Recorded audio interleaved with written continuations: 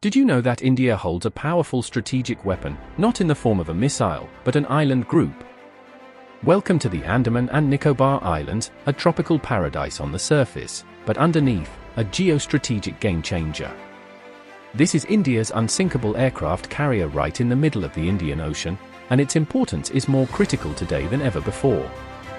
The Andaman and Nicobar Islands lie over 1,200 kilometers from mainland India, right at the mouth of the Malacca Strait, one of the world's busiest trade routes. Nearly 40% of global trade and 80% of China's oil imports pass through this stretch. Holding this choke point gives India a silent but powerful control over maritime activity in the Indo-Pacific.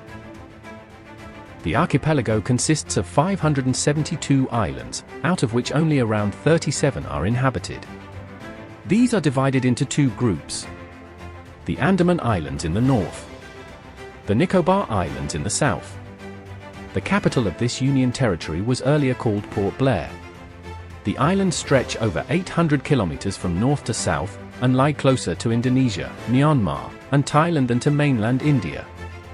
They are actually peaks of a submerged volcanic mountain range, which explains the thick forests, marine biodiversity, and the presence of Barren Island, the only active volcano in South Asia.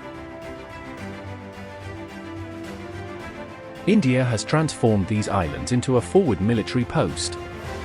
The INS Baaz airbase in Campbell Bay is India's southernmost airfield.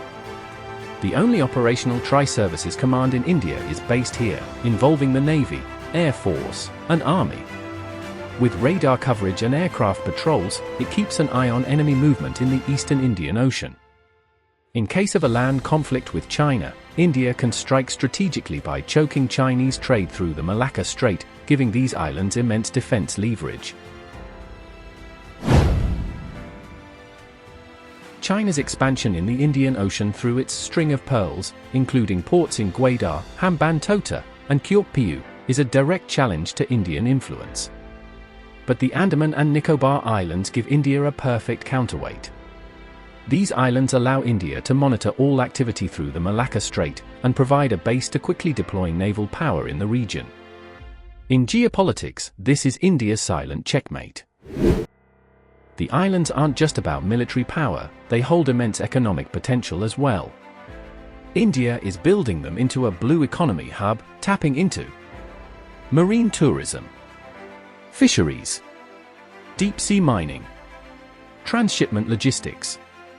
The Sagamala project aims to transform ports in the islands into key nodes for Indian trade in the Indo-Pacific. But amid all this development, we must not forget the island's natural soul. The Andamans are home to unique tribes like the Sentinelese, Jarawas, and Shompans, who live in isolation from the modern world. India has a responsibility to protect their way of life, and preserve the rich biodiversity and ecosystems found nowhere else on Earth. India is now investing heavily in the islands, expanding INS Cohassa and civilian airfields, building deep-water ports, laying undersea internet cables connecting to Chennai. All of this ties into India's Act East policy, a diplomatic and economic initiative aimed at strengthening ties with Southeast Asia, including Vietnam, Thailand, Indonesia, and the Philippines. The Andaman and Nicobar Islands are the stepping stones of this vision, giving India both reach and influence in the region. The goal is clear: make these islands a maritime gateway for India's defense, diplomacy, and trade.